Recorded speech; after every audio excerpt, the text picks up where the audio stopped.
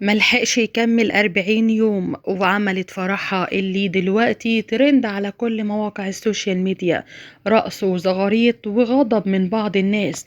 ازاي قادرين تفرحوا بالشكل ده بعد ما ابنكم لسه واقع من الدور ال11؟ الحي أبقى من الميت يا جماعة.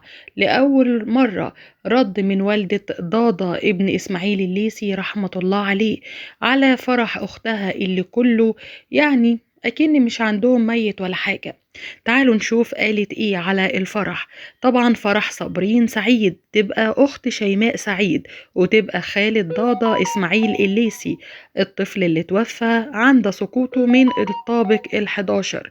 يمكن ما كملش اي حاجة على وفاته.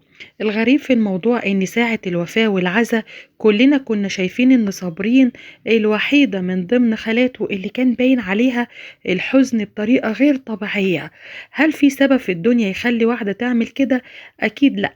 زمان لما كان بيحصل يا جماعة عزا في الشارع، نفس الشارع اللي احنا قاعدين فيه، كنا بنأجل أفراح، كنا ما بنحضرش مناسبات، كنا بس أبسط الأمور، لو حتى ما بنشغلش شاشة ما بنعليش صوت، كنا بنراعي مشاعر بعضنا. ده لما بنبقى جيران فقط لا غير. ممكن الناس تقول عليكوا عادات وتقاليد قديمة، لكن دي اسمها الأصول. الحزن في القلب والفرح فرحهم والميت ابنهم، احنا ده كله احنا عارفينه. بس في حاجة اسمها وجع قلب. اختك قلبها موجوع وواضح عليها قوي. كمان اسماعيل الليثي اللي رفض حضور الفرح النهاردة وقال انا في ايه ولا في ايه، انا ابني ما كملش 40 يوم.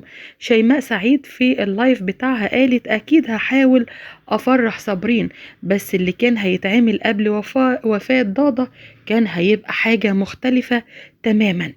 شيماء سعيد مهما حاولت تتخطى الموقف ده عمرها يا جماعة ما هتقدر تنسى.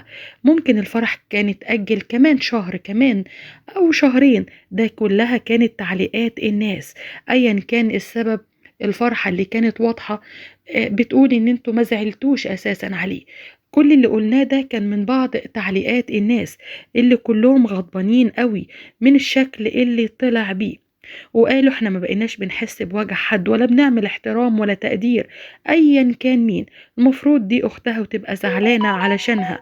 وناس تانية قالت ان دول علم ناقصة في بعض التعليقات، وقالوا ما بيعرفوش يزعلوا او ما بيزعلوش اساسا، ومش فارق معاهم ولا موت ولا حياة ولا عيشة ولا اي حاجة.